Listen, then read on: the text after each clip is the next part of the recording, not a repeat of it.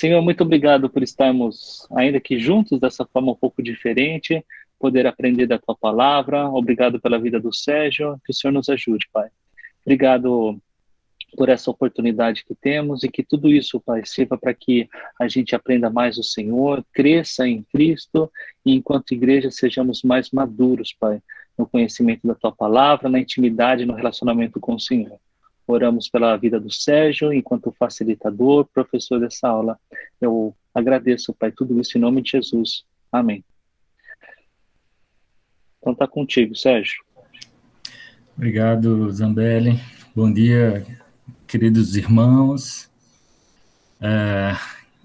Que bom encontrar vocês aqui de uma forma inusitada e inesperada, né? A ideia era que a gente pudesse estar junto lá na nossa igreja, mas uma forma também de estarmos juntos. Bom, nosso desafio hoje é falar um pouco sobre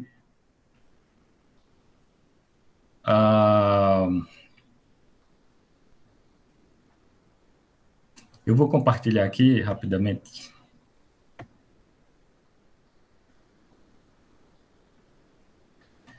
Deus e a minha esperança. Acho que não teria tema mais apropriado para o tempo que a gente está.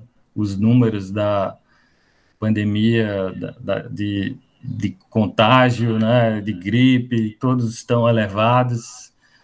Acredito que muitos estão passando momentos de muita incerteza, de angústia até, e falar de esperança é com certeza algo que alimenta a alma. Nós vamos, nessa manhã, então, seguir mais ou menos este roteiro, né? Uma pequena introdução, depois a gente vai falar sobre medo e desespero, desespero aqui no sentido de falta de esperança, depois esperança para vencer o medo, e aí a gente termina a aula, se Deus quiser, lá às 10h30, mais ou menos. Todos estão vendo e ouvindo bem? Sim. Tá, então obrigado. Como referência, como texto bíblico de referência, eu trouxe o Salmo que é muito conhecido, só a linguagem aqui é que é a linguagem de hoje. Mesmo quando eu andar por um vale de trevas e morte, não temerei perigo algum, pois tu estás comigo. A tua vara e o teu cajado me protegem. O Salmo, ele, além de ser conhecido, ele traz um consolo, né? uma esperança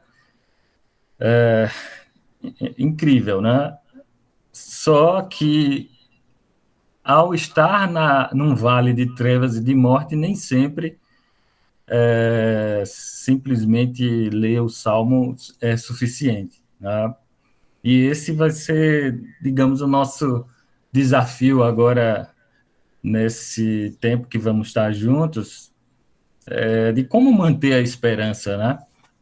Mesmo num vale da sombra e da morte, né? E aqui vai uma provocação. O que é que vocês acham dessa frase? A esperança é a última que morre. É uma frase válida? Eu acho que, em muitos casos, é a primeira que morre a esperança.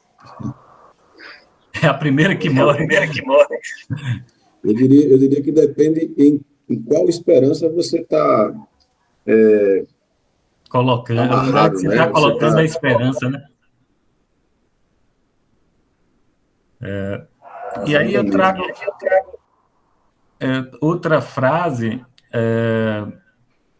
que eu acho que talvez seja mais apropriada. Se eu não me engano, foi Roberto quem tocou nessa questão, né? Então, ou a esperança é a única que não morre, dependendo de em quem você coloque a sua esperança, em que ou em quem, né? Mas eu só acredito em quem, que é isso que é o propósito da nossa aula hoje, né? Em quem nós colocamos a esperança, e o título da nossa lição, ela já diz, né? Deus e a minha esperança.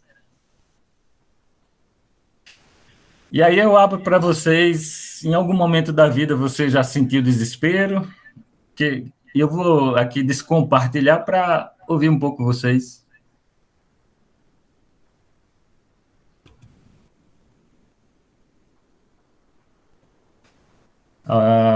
Alguém queira compartilhar, né?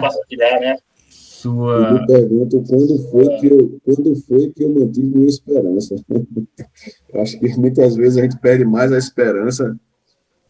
Hoje eu acredito. Hoje o pensamento é bastante diferente, né?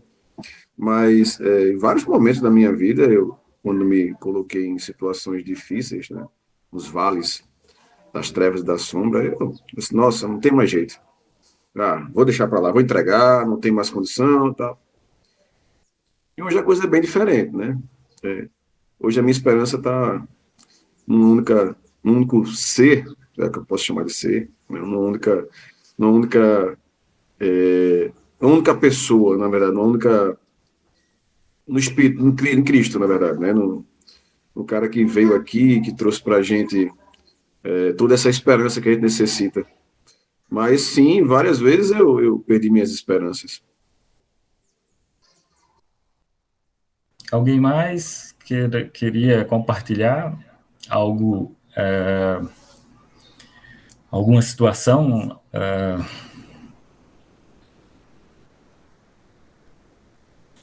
Bom dia, Robson. Tá frio aí? Tá um calor e uma chuva, viu? Caiu uma chuva aqui na sexta-feira.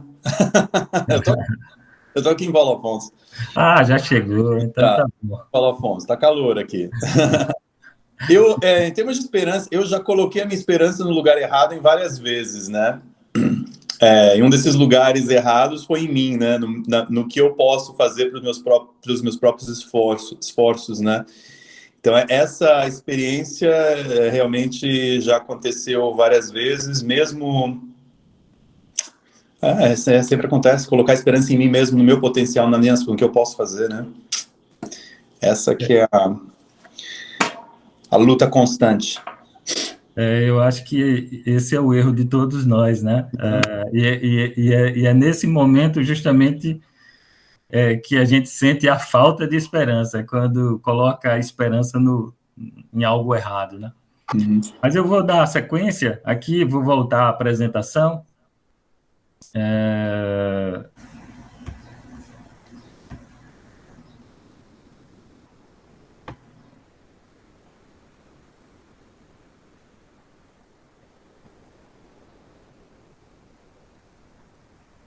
E a pergunta seguinte era o que causou isso, mas vocês, de certa forma, já responderam. E aí eu levantei aqui possíveis causas, né, para situações em que falta esperança, né? Pode ser uma perda, tanto de uma pessoa como de algo, né, do emprego. Pode ser um fracasso, pode ser a solidão, a incerteza. Aliás, nós estamos vivendo tempos de muita incerteza, né? Não sabemos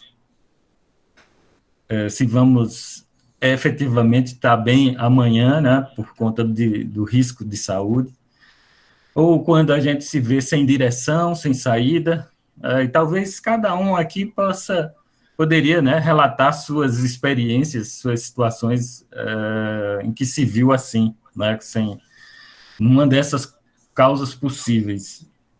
Mas existe um elo que é comum a todas essas causas, que é o medo. E a gente vai ter um momento agora para tentar destrinchar o medo, né, que é a base de tudo que a gente vai discutir aqui sobre como manter a esperança. E aí a pergunta é, do que você tem medo? Eu sei que uns têm medo de cobra, outros... se eu perguntasse a Rose, que está aí, né, lagartixa seria a primeira resposta, né? Medo de altura, medo de tantas coisas. Cada um pode estar respondendo aí para si mesmo agora. E aí vamos só para uma conceituação, né, para não ficar solto. Medo é uma emoção primitiva. Ele é um instinto, né, para a manutenção da vida. Então, todos nós temos esse sistema, né, que é um sistema de alerta, que é para proteção ou defesa, né, usado pela mente diante de um perigo ou suposto perigo, incerteza ou o desconhecido. E, diante desse alerta, a nossa mente ela precisa decidir de forma, né, cautelosa e prudente, né, entre lutar ou fugir. Tá? Nossa mente ela tem uma capacidade de raciocínio, né, de racionalizar, e diante do medo a gente precisa fazer alguma coisa. E as opções principais são lutar ou fugir. E isso remota lá a nossos ancestrais.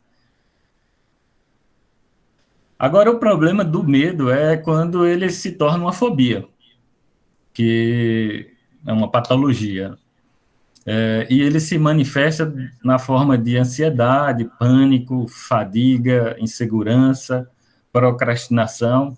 Sim, procrastinação é uma das fobias do medo, né?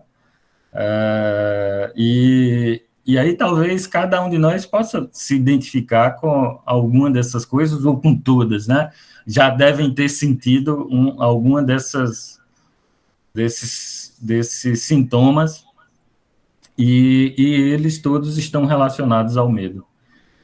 Algo que inicialmente é uma proteção, né? É algo benéfico, é o sistema de alerta, mas que, fora do controle, pode nos causar problema. E, nesse caso, a pessoa pode acionar um terceiro mecanismo de defesa, né? Ao invés de lutar ou fugir do perigo ou desafio, ela paralisa. Isto é, consciente ou inconscientemente, opta por não fazer nada. Essa situação, que na maioria das vezes é uma situação que na maioria das vezes demanda apoio profissional especializado. Então, esse seria um outro aspecto do medo, né? Então, o medo como alerta, aí o medo como uma fobia, e aí eu trago uma terceira aspecto que o medo pode trazer para a nossa vida, que é aquilo que é o objetivo da nossa aula hoje, que é o desespero, a falta de esperança. Outro problema que pode surgir em razão do medo é o desespero, e que vai ser o objeto do nosso estudo hoje. Nós não vamos focar nas fobias e não vamos focar no medo como instinto, mas principalmente nesse medo que é quando falta esperança. E aí, nós vamos para o exemplo clássico de medo que é registrado na Bíblia, que é uma história do profeta Elias. Acredito que todos vocês já devem ter ouvido, ou lido, ou até estudado sobre essa ocasião, essa situação que o profeta Elias se colocou. E, por incrível que pareça, o medo de Elias apareceu no momento mais inusitado que poderia existir. Lá em 1 Reis, no capítulo 18, 38 a 39, Elias tinha acabado de obter uma vitória diante dos 450 profetas de Baal, porque ele havia seca na terra, que foi algo que Deus determinou, e o tempo de Elias é o tempo que o rei era Acabe, e a esposa dele era uma pessoa muito querida, chamada Jezabel, né? Jezabel era uma mulher terrível, adoradora de Baal, e Elias foi esse contraponto como profeta de Deus, né? Aquele tempo tão perturbador lá do Reino do Norte, né? Do Reino de Israel. E então Deus determinou uma seca, e depois de 3 anos e meio, Deus manda Elias novamente para desafiar, né, o povo a decidir se eles querem seguir a Deus ou se querem seguir a Baal. E aí é feita uma proposta de realizar um sacrifício de um animal, e que o Deus que queimasse aquela oferta, né, que descesse fogo, né, espontaneamente, né, não provocado, mas o próprio Deus realizasse, né, a incineração daquela oferta, esse era o Deus. E aí os 450 profetas de Baal fizeram lá seus rituais e tudo, mas não caiu fogo.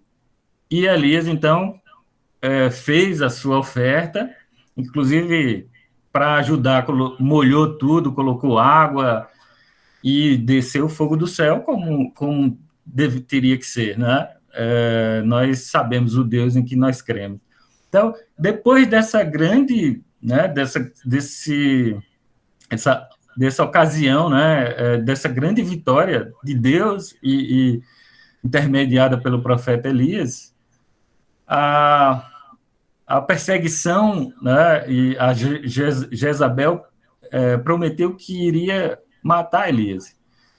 E aí entra aquilo que muitas vezes nós sentimos, né, que é o medo. E aí Elias foge de Jezabel, está lá no capítulo 19, nos versos 1 a 4. Ele entra no deserto, e vai terminar numa caverna lá no Monte Horebe, aquele monte onde Deus falou com Moisés, e escondido, fugindo de Jezabel e dos seus perseguidores, achando que não tinha mais esperança. Qualquer semelhança conosco é mera coincidência, né?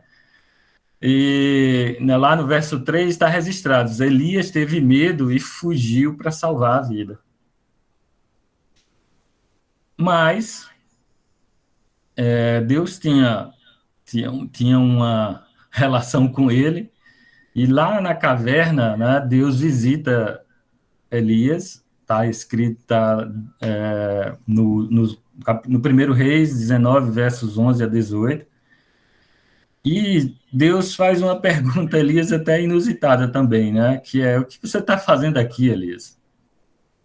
Acho que Deus, até de forma irônica, né, porque depois de Elias é considerado o maior profeta de Israel, né, fez intervenções milagrosas tremendas, né, e essa vitória lá contra os profetas de Baal é mais um exemplo. E como ele poderia, mesmo tendo uma relação tão estreita com Deus, e ver o poder de Deus se manifestando de uma forma tão poderosa, agora se encontrar assim, escondido, com medo. E aí Deus faz um tratamento com ele, né? Se vocês forem ler lá os versículos, vocês vão ver um acolhimento que Deus dá, até uma demonstração de compreensão, mas ele faz a correção da visão, porque a falta de esperança, o desespero, o principal motivo é a nossa visão, é a gente não conseguir enxergar que tem algo superior, né, para confiar. E Deus também apresentou motivos de esperança. Ou seja, o encontro de Deus com Elias foi para restabelecer a confiança. E vai ser a confiança, agora, a partir de agora, o principal ponto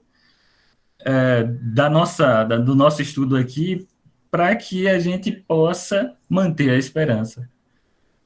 Então, o que Deus fez com Elias? Ele restabeleceu a confiança. Ele disse que mais de 7.000 pessoas não tinham se curvado a Baal, porque Elias achava que só ele era quem acreditava em Deus e confiava em Deus. E que Acabe e Jezabel estavam no controle. E aí Deus vem e mostra para ele que não. E na sequência, inclusive, isso acontece, né? O próprio Acabe termina morrendo, e a Jezabel também depois. Então, diante do medo e do consequente desespero, o primeiro ponto é recorrer a Deus, né? E pedir a Deus para que restabeleça a confiança nele, né? Ele corrija a nossa visão. Até aqui, tudo bem? Alguém quer comentar algo? Vou aproveitar para tomar uma água aqui.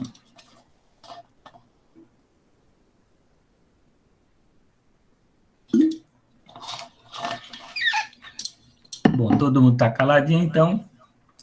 Aqui, então, a gente entra naquilo que é o mais importante da aula hoje, né? É esperança para vencer o medo. E a palavra esperança, ela vem do latim, spes. E o significado dela é confiança positiva em algo ou alguém. Então, veja, esperança está relacionada diretamente com confiança. E isso a gente vai ver presente todas as vezes que alguém clama a Deus. Davi faz isso muito, e nós vamos ver mais na frente os Salmos. E a saída para voltar, para retomar a esperança é a confiança. Né? Então, esperança está diretamente relacionada à confiança. Esperança é um sentimento que leva o homem a olhar para o futuro, considerando o portador de condições melhores que as oferecidas pelo presente. De tal sorte que a luta pela vida e os sofrimentos são enfrentados como contingências passageiras na marcha para um fim mais alto e de maior valor. Então, para se manter a esperança, é preciso confiar que vai passar, né? É uma das expressões que a gente mais tem ouvido nesse tempo aí de pandemia, desde que iniciou. Não, vai passar, vai passar. Tem um salmo que diz: o choro pode durar uma noite, mas a alegria vem pela manhã. E esse salmo, ele traz isso, essa confiança. Por que a alegria vem pela manhã? Porque em quem você confia? Você confia realmente em Deus, né? E talvez seja essa a grande pergunta que Deus faça a cada um de nós sempre, né? Você confia em mim mesmo? Mesmo diante de uma situação totalmente adversa, em que não há controle, a incerteza é muito grande, você confia em mim mesmo, né? E só a confiança em Deus é que restabelece a esperança. Então, do ponto de vista teológico, a esperança é uma virtude sobrenatural que leva o homem a confiar em Deus como soberano. E até aí, tudo bem? Então, esperança não tem relação com o verbo esperar, que é o outro, em latim é esperare, né? Mas com o verbo esperançar. Quem usa muito essa expressão é o Mário Sérgio Cortella, né? Que é filósofo, e teólogo lá católico, e ele fala muito disso, que esperança não tem a ver com esperar, mas com esperançar. Significa não se conformar, ir atrás com confiança e sem desistir. Então, a nossa esperança, ela precisa ser ativa. Não, eu confio em Deus, eu espero em Deus e cruzo meus braços. Não. Eu confio em Deus, espero em Deus e faço aquilo que precisa ser feito, né? Inclusive aquilo que Deus disser para fazer. Lá para Elias, Deus deu orientações que ele precisava fazer. Ele escolhe o rei da Síria, ele unge o rei da Síria, que era inimigo de Israel, que vai ser um dos que vai perturbar a Acabe e Jezabel. Ele escolhe o novo rei de Israel, e ele escolhe o sucessor dele mesmo, de Elias, o profeta Eliseu. Então, ou seja, não era só esperar as coisas acontecerem, ele precisava agir. E aí vem a pergunta, que eu vou parar um pouquinho, né? Em que ou em quem está a sua esperança?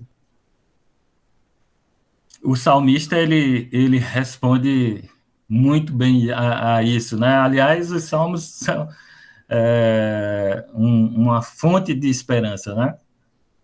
Mas agora, Senhor, que hei de esperar? E ele mesmo responde, minha esperança está em ti. Salmo 39, 7. Se vocês tiverem a oportunidade, dê uma lida no Salmo 39, né? As aflições que Davi estava passando, que eram de caráter mais emocionais mesmo, da alma, não era nem tanto de inimigos externos. Esse salmo é muito relacionado à angústia, né?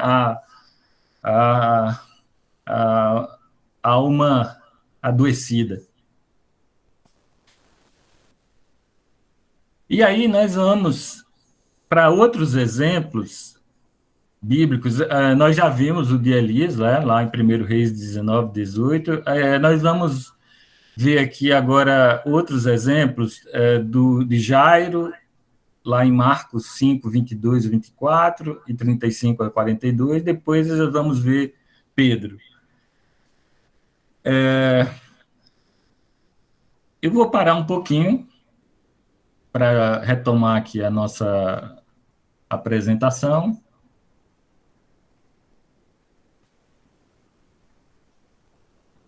Até aqui, como está? Tá tudo bem?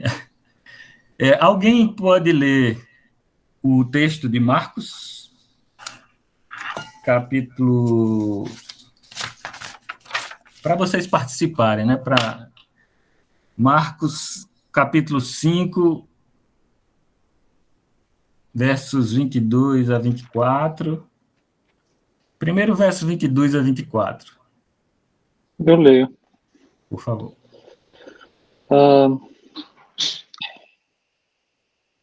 Então chegou ali um dos dirigentes da sinagoga, chamado Jairo. Vendo Jesus, prostrou-se aos seus pés e lhe implorou insistentemente: minha filhinha está morrendo. Vem, por favor, e impõe as mãos sobre ela para que seja curada e que viva. Jesus foi com ele. Uma grande multidão seguia e o comprimia. Continue com seu texto aberto aí, mas como vocês viram, Jairo, ele até vai para busca manter a sua esperança na pessoa certa, né? E nesse ponto, a filha está doente. Jesus vinha curando muitas pessoas. E ele mesmo sendo alguém da sinagoga, né, um judeu de origem, né, nato, mas ele procura Jesus para pedir ajuda. Então, procurou na pessoa certa. Na sequência, Zambelli, já que está aberto aí, vamos lá em 35. Por favor, verso 5:35. Enquanto Jesus ainda estava falando, chegaram algumas pessoas da casa de Jairo, o dirigente da sinagoga. Sua filha morreu, disseram eles. Não precisa mais incomodar o mestre.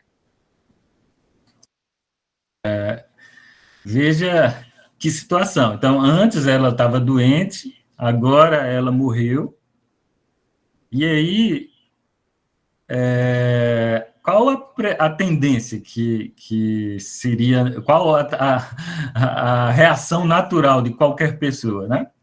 Não tem mais esperança, né? Não tem mais saída. Mas aí no verso 36, que Zambelli também vai ler. Não fazendo caso do que eles disseram, Jesus disse ao dirigente da sinagoga: não tenha medo, tão somente creia. Essa é a essência. Essa é a essência. A nossa esperança, ela tem que ser nessa dimensão, né? Nessa confiança de que o Deus que a gente serve, ele pode tudo, né? E nesse caso aí foi até era presencial, né? Então a resposta foi imediata. Mas é a palavra que Jesus disse a Jairo, mas que diz a todos nós, né? Não tenha medo. Tão somente creia. Não tenha medo, tão somente creia. Isso que a gente precisa trazer nessas circunstâncias, né? Outra passagem que também que é bem interessante é a de Pedro, lá em Mateus 14, 25, 31. Quem deseja, agora não mais Zambelli, alguém deseja. Mateus 14, 25 a 31.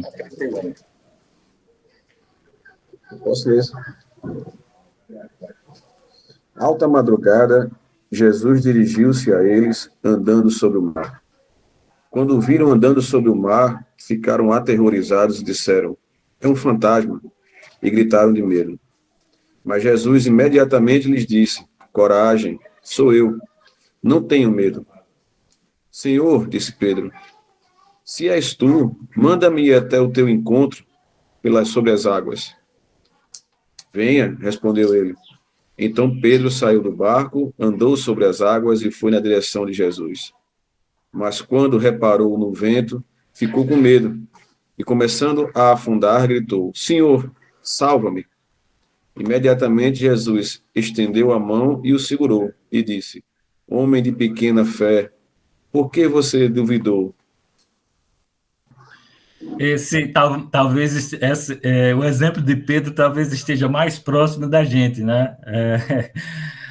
É claro que é fácil dizer, como é que Pedro ali, vendo, já acompanhando Jesus, e o próprio Jesus tendo dito, vem Pedro, né? E viu Jesus andando sobre a água, mas de qualquer forma é algo que não é natural, né?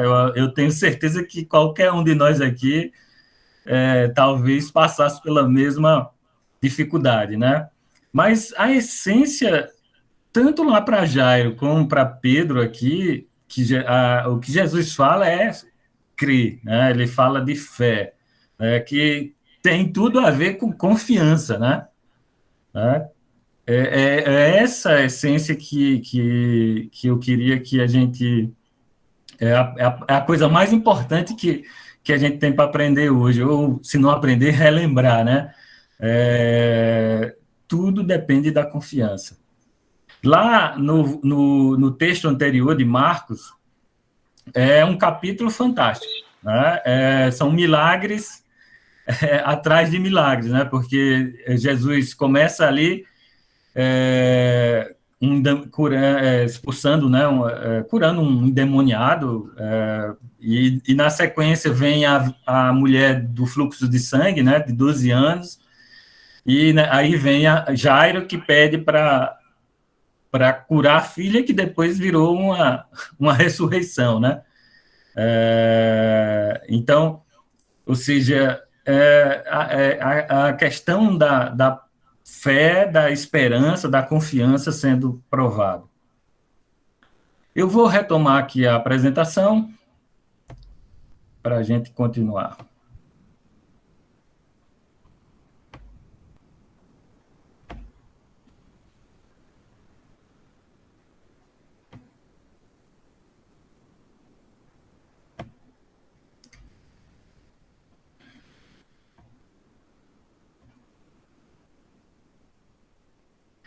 E aí, vamos para as lições aqui dos textos que nós lemos e para a gente caminhar para o fim da nossa aula.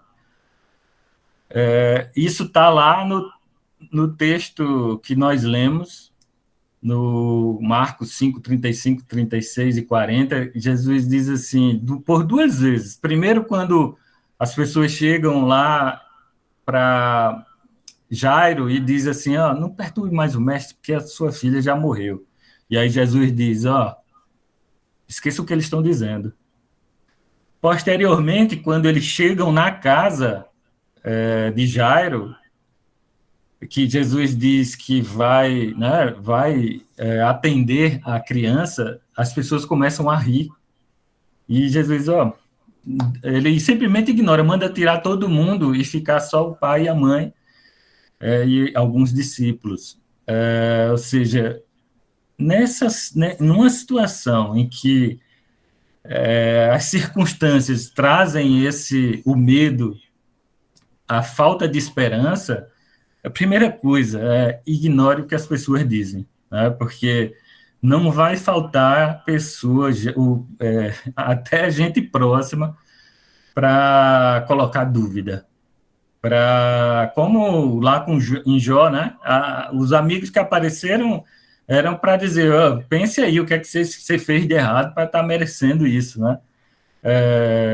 Então, cuidado com quem você ouve no momento do desespero, da falta de esperança. Outra lição que a gente precisa ter lembre-se do que Deus já fez, né? Jeremias, diante lá da destruição de Jerusalém, das lamentações, né, que ele escreveu, ele vem descrevendo tudo que é de desgraça que aconteceu a Jerusalém, o templo destruído, os muros, tudo. Ele vem descrevendo, né, na narrativa lá do texto, mas aí chega um momento que acho que dá aquele estalo, né, e ele diz, não, eu quero trazer à memória o que me pode dar esperança. Porque eu tenho certeza que Deus já agiu na sua vida, na minha vida, já pôde demonstrar o seu poder, a sua soberania, e o que precisa a gente fazer nesses momentos, né, de falta de esperança ou de desespero recobrar, né? Lembrar do que Deus já fez por nós, né? Basta olhar para a cruz, né? E toda essa trajetória do cristianismo até hoje, todas as grandes conquistas, não só materiais, mas espirituais, né? Então, esse é um outro segredo, né? Se a gente pode dizer assim, primeiro, não ouça o que as pessoas erradas dizem, né? Porque muitas vezes elas vão botar mais dúvida ou criar mais confusão. Segundo, lembre do que Deus já fez por você, ou na história da igreja, né? Depois, saiba que Deus cuida de nós mesmo quando não sabemos. Lá em Daniel, no capítulo 10, versos 12 e 13, tem uma situação bem inusitada, né? Daniel pede a Deus apoio, né, espiritual mesmo, era uma luta que ele estava vivendo, e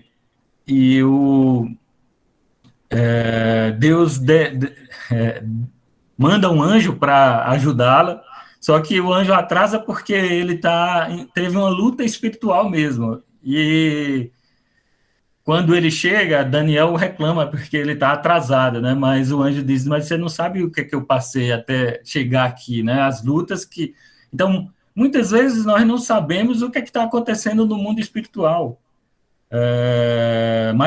E não é porque Deus não está agindo, pelo contrário, a gente precisa acreditar plenamente que Deus está no controle, né? Independente se parece que está tudo saindo do nosso controle, ou as coisas estão piorando ao invés de melhorar. Deus está no controle. Outra lição, né, que a gente precisa exercitar é: não limite suas possibilidades ao visível. Porque para o impossível, a esperança é exercida por meio da fé. Milagres acontecem. Lá nós vimos com Jairo, nós vimos com Pedro, nós vimos com Elias. Você poderia achar que era impossível, mas aí impossível é onde Deus opera mesmo. E é o que Jesus diz, né, lá em Marcos 9, 23, nada é impossível ao que crê. Em Marcos 10, 27, ele diz: o que não é possível ao homem é possível para Deus, né? Então, podemos até estar diante de uma situação impossível, né? Mas a nossa esperança, ela é colocada em Deus, que pode tudo, né? Que é o Deus que faz milagre, e ele sabe o que é melhor para nós, né? Às vezes é não ter um milagre. Então, mas mesmo assim a confiança está nele, né?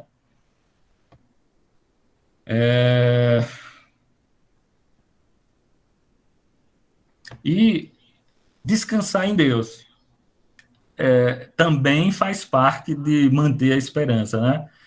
Paulo diz lá em 2 Coríntios 12, 9, que ele pediu a Deus por 3 vezes, né, que tirasse um espinho na carne. E aí Deus dá uma resposta que para muitos pode ser desanimadora, né, mas para quem acredita nele é tudo, né? A minha graça te basta, porque o meu poder se aperfeiçoa na fraqueza. Então, são essas as principais lições que eu queria compartilhar com vocês hoje, né? Ignore o que as pessoas dizem, né? Quando elas sugam a nossa fé, a nossa confiança. Lembre-se do que Deus já fez. Deus cuida de nós, mesmo quando não sabemos. Acredite que o impossível é o material que Deus usa para trabalhar, e também descansa em Deus, né? Porque ele tem o controle de tudo. Partindo aqui para o nosso encerramento, trouxe a frase de Batman que ela aparece em um poema que eu não encontrei, mas Batman diz num dos momentos bem difíceis lá de Gotham, né? Quem gosta gosta de assistir esse tipo de filme, né? Ele diz: sempre é mais escuro antes de amanhecer. Normalmente as coisas pioram muito antes de ficarem boas, né?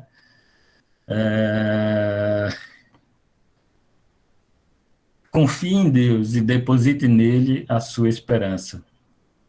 Espere no Senhor, seja forte, coragem, espere no Senhor. Também é um conselho lá do salmista Davi, né?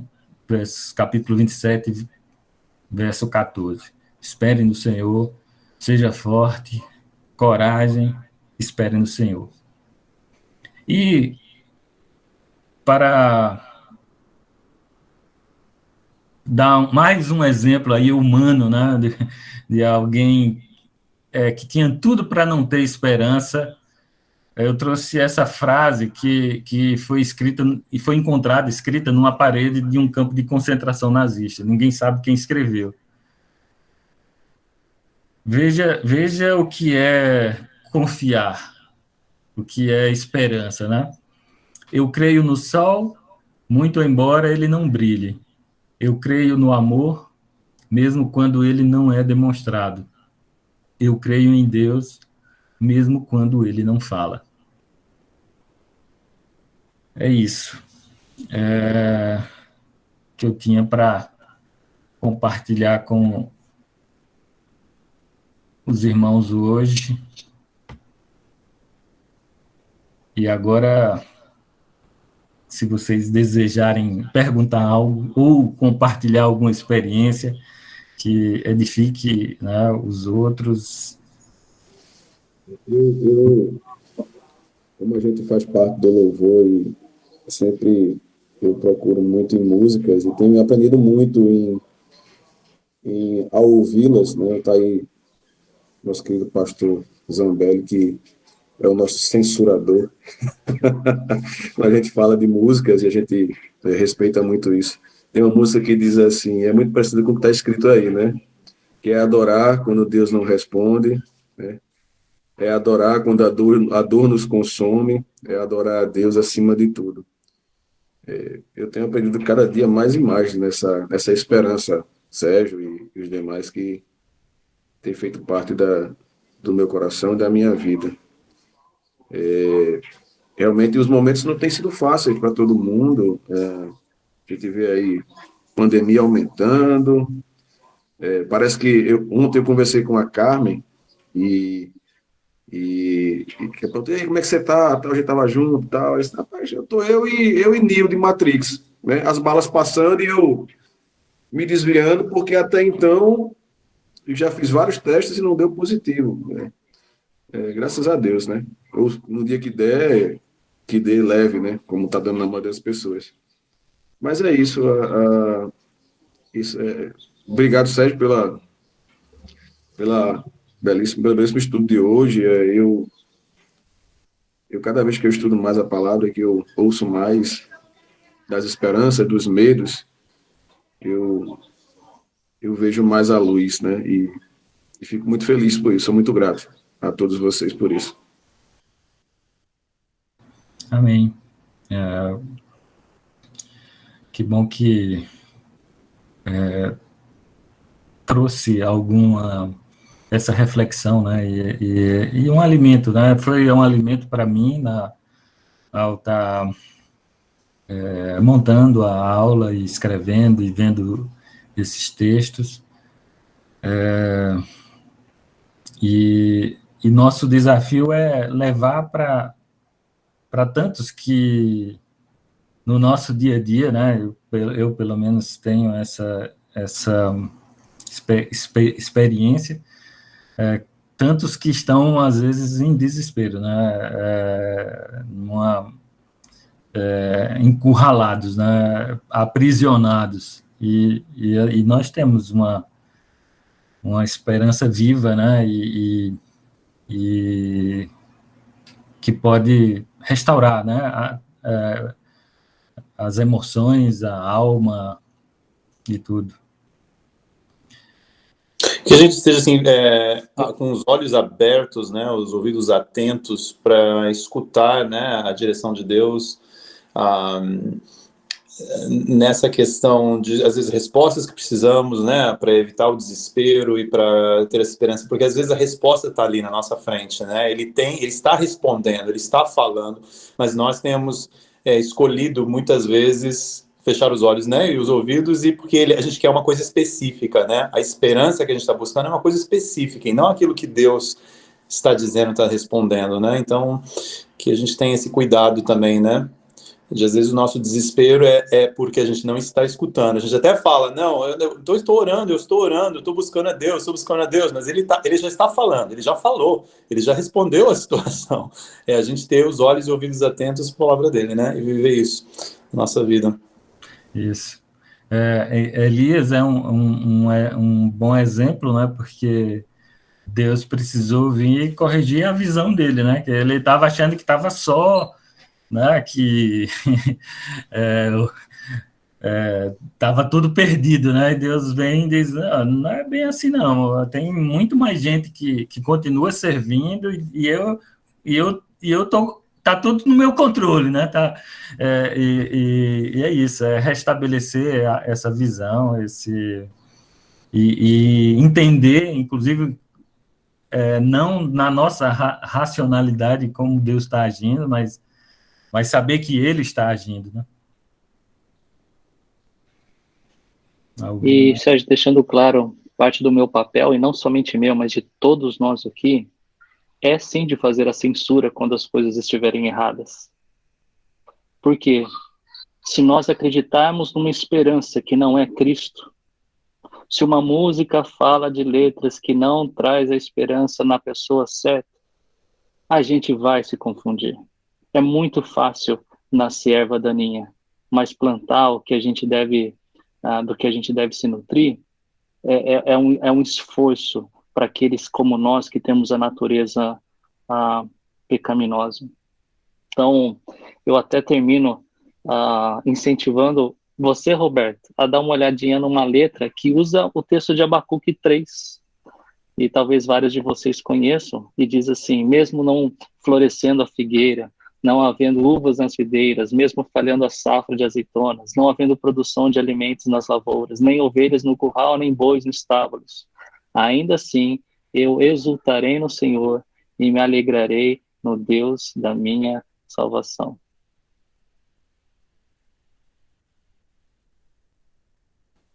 Muito bem. Libera o áudio, Abidão. Júnior tá desligado seu microfone. Com relação a esse tema que o Zambelli falou aí, da nossa esperança, e que foi falado também pelo Sérgio, só para encerrar, eu vejo o seguinte, que existe a esperança nas coisas aqui terrenas nossas, né? Esperança em pessoas, esperança em negócio, esperança em saúde, esperança em projetos. E essas coisas todas aqui a gente tem que analisar e ter esperança, mas tendo como base aquilo que a Escritura diz. Porque tem muita música, muita palavra positivista falando uma coisa que a Escritura não diz. E Paulo também fala, né? Se a nossa esperança se limita apenas a essa vida, nós somos mais infelizes, porque a situação aqui é descrita nas Escrituras o que vai acontecer. Por outro lado, a Bíblia fala que a verdadeira esperança, lá em Tessalonicenses 4, fala que é fruto da graça de Deus. Deus é quem concede a esperança futura. E quando uma pessoa tem esperança futura, esperança de vida eterna, esperança em Deus, esperança e certeza de que Deus está controlando tudo aqui, as coisas aqui ficam em segundo plano, porque o nosso foco, a nossa esperança tem que estar em Deus, em Cristo. É isso que nós somos regenerados para uma viva esperança. Esperança de quê? De vida eterna, e não de que Deus vai quebrar o nosso galho aqui a todo momento. Então é isso que as teologias hoje aí estão ensinando, né? Agora, a gente tem que procurar desenvolver a nossa esperança nas coisas aqui do mundo, conhecendo as Escrituras, porque a palavra de Deus é que vai orientar a gente onde andar, o que acreditar, o que fazer. Então, esse é um tema muito importante. A esperança está colocada junto com a fé e com o amor, né? São coisas importantes, assim, a gente ter essa esperança, porque a única maneira da gente enfrentar esse mundo maluco é tendo esperança de vida eterna. Não tem outra, né?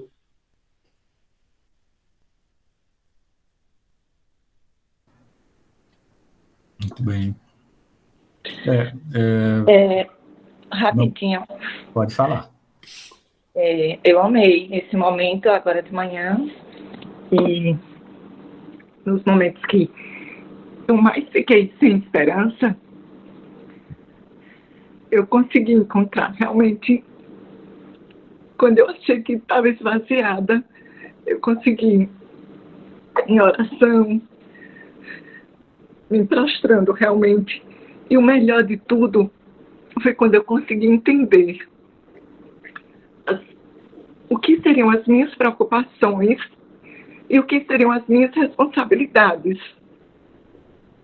O que cabia para Deus e até o que eu podia fazer, as minhas limitações. E com esse entendimento, tudo ficou, não digo mais fácil, mas assim...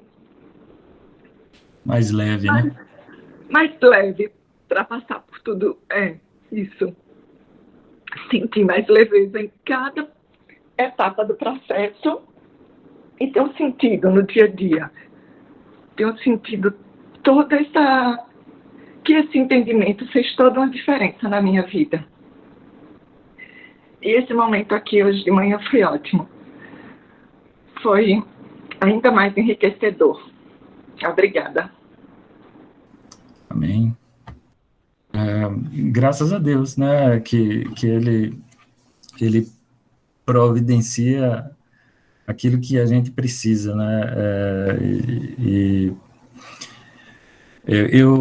a minha experiência é essa, que quando as coisas estão saindo do controle, às vezes eu estou sobrecarregado, preocupado, achando que não estou conseguindo fazer tudo, e aí aí eu lembro um pouco do que Robson disse, e aí chego para Deus e digo, eu não estou conseguindo, tá? E aí vem uma paz, né? Essa paz, né? Essa leveza. As coisas não se resolveram, não, mas é algo que é indescritível, né? E às vezes inexplicável, e é explicável, né? Quando você coloca, é o que Jesus diz, né? Vinde a mim, vós que estáis cansados e oprimidos, e eu vos aliviarei, né? E não é que ele diz, vou resolver seus problemas, mas é que eu dou a paz que ninguém dá, o mundo não dá, e é isso, isso é que nos conforta, né? Nos restabelece a nossa esperança. Bom, assim, a hora já venceu, né? Eu retomo aí a palavra para a Zambelli, para os finalmente e as explicações, né? Porque eu acho que do culto também, mas obrigado aí pela atenção, né? E pelas palavras também, e que possamos continuar juntos aí nessa caminhada rumo à vida eterna, confiando em Deus. Amém.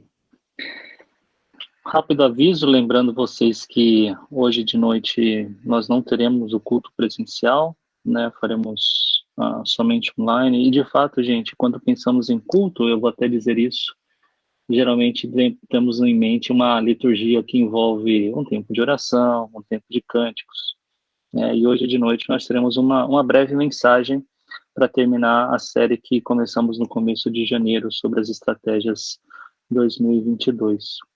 E ela será pelo YouTube, a gente vai mandar o link pelo nosso grupo, tá bom?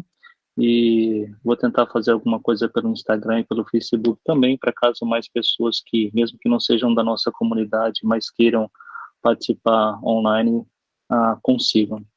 Eu quero então, eu acho que pedir para alguém voluntariamente orar e encerrar esse momento para a gente, e também pedindo para hoje de noite que vai acontecer dessa forma, como já foi explicado, mas vale lembrar aqui, chovendo molhada, nossa cidade teve muitos casos de Covid, alguns dos nossos irmãos e irmãs foram positivados, e com todo esse cuidado que nós queremos ter, um cuidado também que acompanha a própria visão da sociedade, né? Eu conheço pelo menos uma escola da nossa cidade que tomou a decisão de postergar um pouquinho o início das aulas. Também acho que isso seja prudente, mas eu acho que a gente pode pensar junto com eles em respeito à ideia da nossa sociedade, da nossa comunidade, e orar pelos nossos governantes, para que eles tenham sabedoria e discernimento para fazer a coisa certa. Então, alguém que puder orar e encerrar esse momento para a gente agora seria excelente.